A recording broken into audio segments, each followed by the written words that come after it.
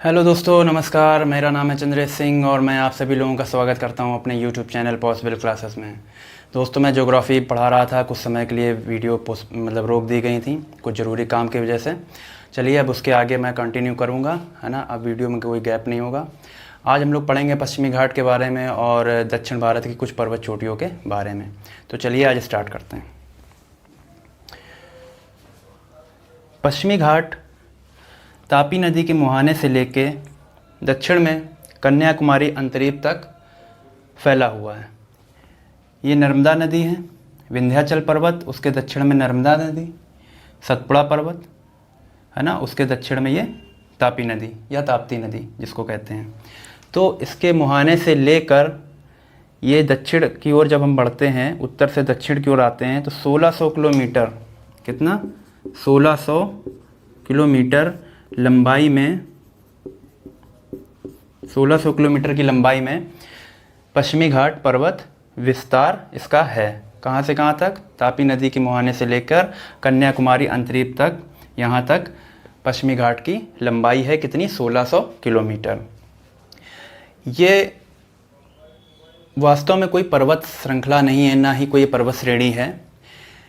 प्रायद्वीपीय भारत जब गोंडवाना लैंड से अलग हुआ तब इसका निर्माण हुआ है और ये एक भ्रंश कगार नुमा है। कैसा है? इस तरीके से है कि जब ये अलग हुआ था तो इसका पश्चिमी तट जो है वो थोड़ा ऊपर की ओर उठा है, जबकि पूर्वी तट इसका कुछ परतदार के रूप में है। ये इस तरीके से बना हुआ है। तो इसका जो पश्चिमी सिरा है ये बहुत ही ज़्यादा कगार नुमा, यानी कि बहुत ही तीक्ष्ण है, कगार के आकार का है, जिसको हम कहते हैं कगार, भ्रंश कगार, भ्रंश कगार। ठीक है। तो ये कोई पर्वत नहीं है। जब ये अलग हो रहा था, तो कोई चीज़ जुड़ी हुई जब अलग हुई है तो ये एक कगार नुमा इसने आकृति ले ली है, तो इस वजह से इसको हम पर्वत का नाम दे देते हैं। पश्चिमी ढाल इसका बहुत ही तीव्र और तीक्ष्ण है, खड़ा है, जबकि पूर्वी ढाल इसका जो है वो परत के आकार का है, बहुत ही मंद इसका ढाल है, यानी कि इस तरफ इसका ढाल बहुत अधिक है पश्चिम की तरफ, और जबकि पूर्व की तरफ इसका ढाल बहुत ही मंद गति का है।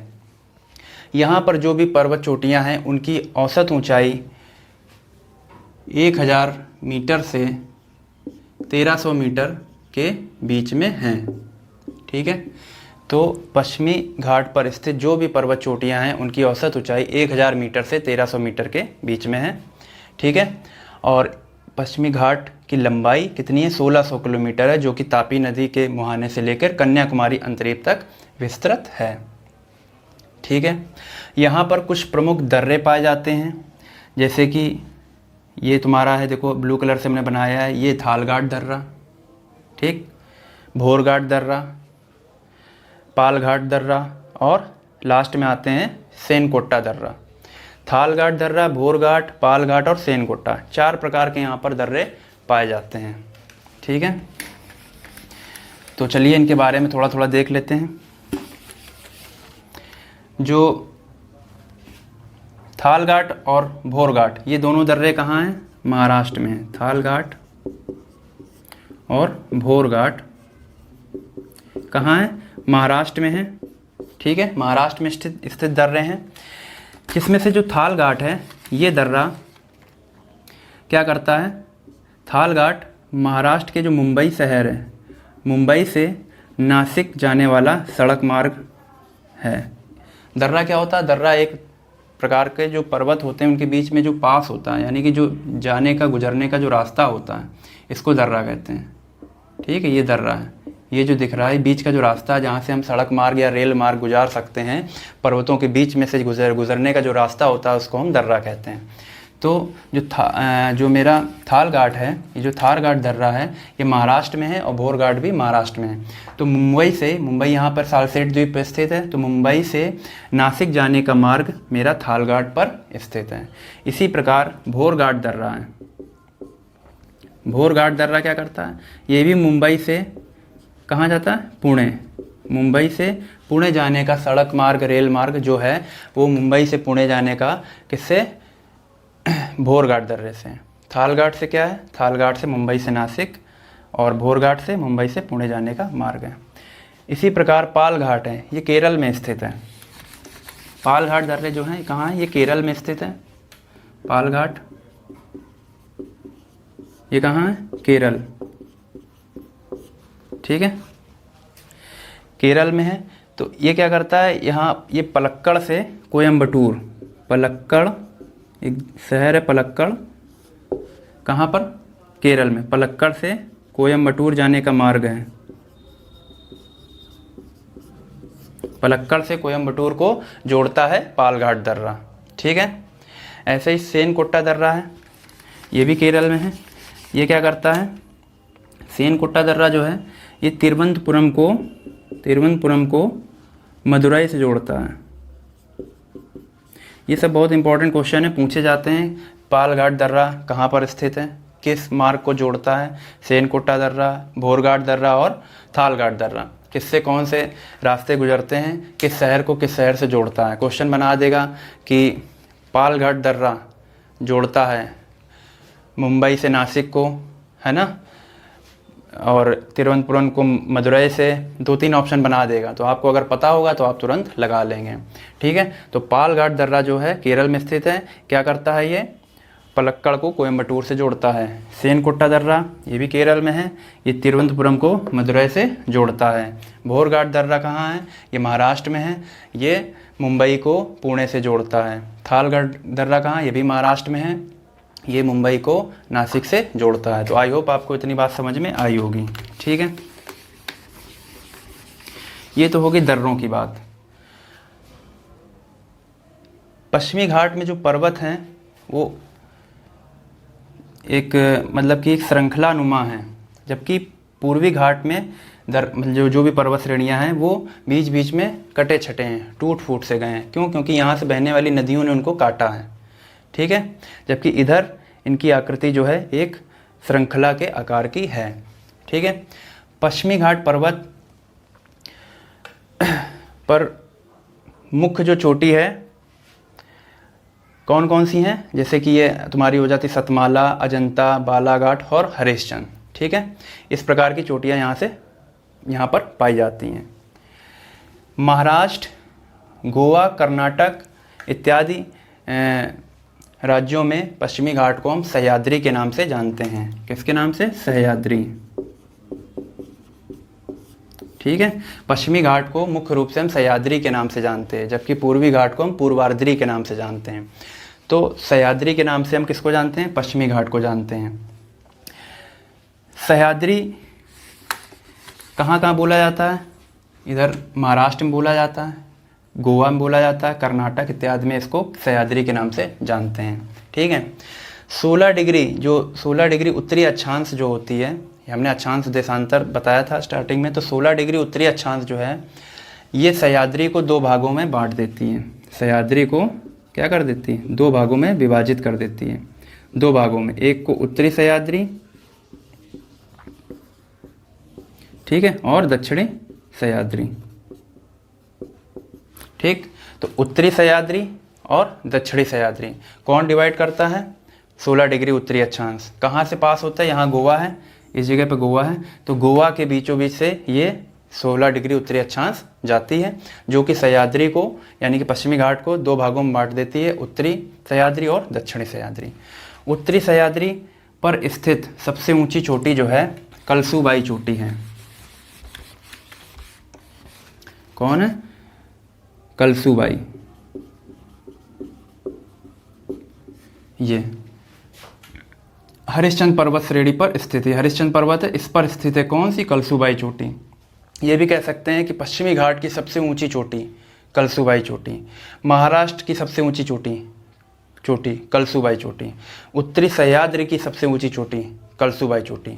तो याद कर लीजिए कि कलसूबाई चोटी पश्चिमी घाट की सबसे ऊंची चोटी है, महाराष्ट्र में स्थित है, हरिश्चंद्र पर्वत श्रेणी पर स्थित है कलसूबाई चोटी, उत्तरी सह्याद्री की भी सबसे ऊंची चोटी है। इस तरीके से आपको पता होना चाहिए, ठीक है। इसी प्रकार दक्षिणी सह्याद्री की सबसे ऊंची चोटी कौन सी है, दक्षिणी सह्याद्री की सबसे ऊंची चोटी है कुद्रेमुख। कौन, कुद्रेमुख। कहाँ पर स्थित है, बाबा बूदान पर्वत पर। कौन, ये कहाँ पर है, कर्नाटक के पठार पर। कर्नाटक के पठार पर स्थित है बाबा बूदान पर्वत, उसकी सबसे ऊंची चोटी कुद्रेमुख चोटी। क्वेश्चन घुमा घुमा के पूछ सकता है कि कर्नाटक के पठार की सबसे ऊंची चोटी कुद्रेमुख चोटी। बाबा भूटान पर्वत की सबसे ऊंची चोटी कुद्रेमुख चोटी। दक्षिणी सह्याद्री की सबसे ऊंची चोटी कुद्रेमुख चोटी। ठीक है, तो आई होप आपको इतनी बात समझ में आई होगी। 4 पर्वत चोटियाँ यहाँ श्रेणी पाई जाती हैं। यहाँ पर कौन कौन सी? सतमाला, अजंता, बालाघाट और हरिश्चंद्र। दर्रे मैंने बता दिए हैं। ठीक, अब आइए बात करते हैं इसके आगे।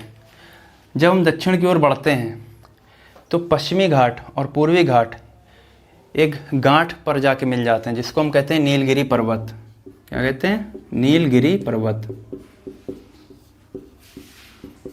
नीलगिरी पर्वत जो है, ये नीलगिरी पर्वत हमने बनाया है ना, रेड कलर से दिख रहा होगा। तो नीलगिरी पर्वत जो है तमिलनाडु, केरल और कर्नाटक तीनों की सीमा पर स्थित है, तीनों के मिलान बिंदु पर स्थित है। कौन? नीलगिरी पर्वत। तमिलनाडु, इधर तमिलनाडु है ना, ये केरल है नीचे, ऊपर कर्नाटक है, तो इनकी सीमा पर स्थित है कौन? नीलगिरी पर्वत। नीलगिरी पर्वत पर ही जाके पश्चिमी घाट और पूर्वी घाट मिल जाते हैं, मिलते हुए प्रतीत होते हैं, क्या मिल ही जाते हैं। ठीक है, तो नीलगिरी पर्वत पर पश्चिमी घाट और पूर्वी घाट चोटियाँ मतलब पर्वत श्रेणियाँ मिल जाती हैं आकर। ठीक, नीलगिरी पर्वत की सबसे ऊंची चोटी है डोडा बेटा। नीलगिरी पर्वत, ये नीले रंग से हमने बनाई है, डोडा बेटा। ठीक है, नीलगिरी पर्वत की सबसे ऊंची चोटी है, या इसको ये कह सकते हैं कि दक्षिण भारत की दूसरी सबसे ऊंची चोटी है। दक्षिण भारत की दूसरी सबसे ऊंची चोटी डोडा बेटा है। कहीं कहीं पे दोदा बेटा लिखा रहता है, दोदा बेटा। ठीक, और कहीं कहीं डोडा बेटा लिखा रहता है। तो क्या है? नीलगिरी पर्वत पर स्थित सबसे ऊंची चोटी डोडा बेटा या दोदा बेटा, या दक्षिण भारत की सबसे ऊंची चोटी है।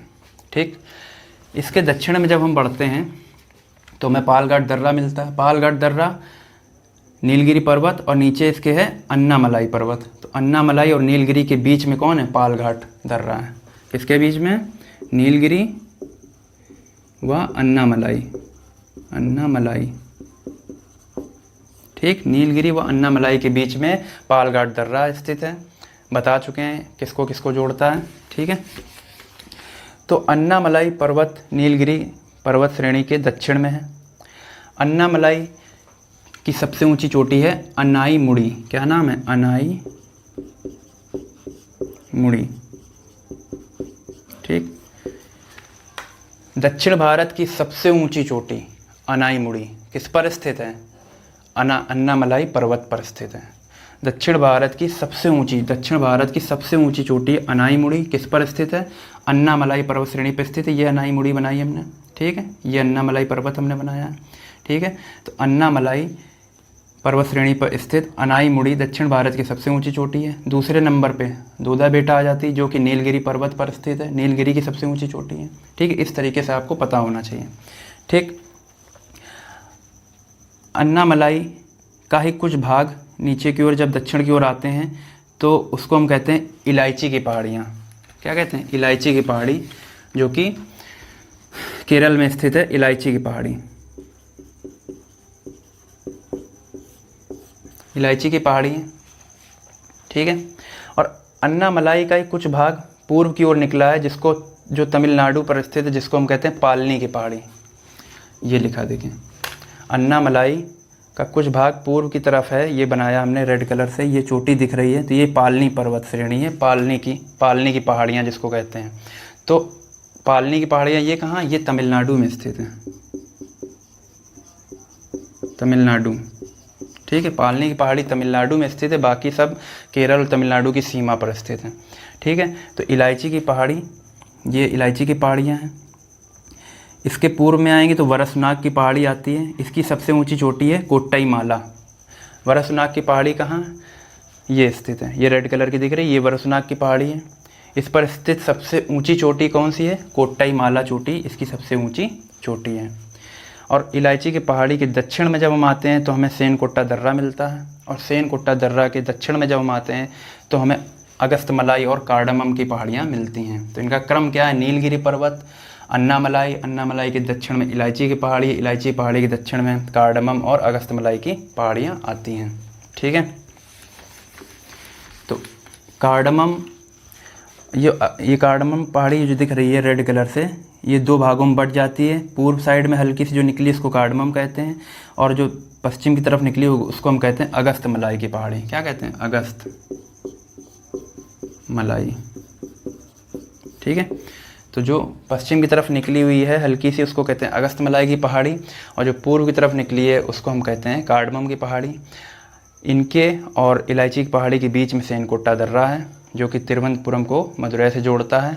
उसके पूर्व में जब हम आते हैं तो उधर वरसनाग की पहाड़ी स्थित है, उसकी सबसे ऊंची चोटी है कोट्टाई माला।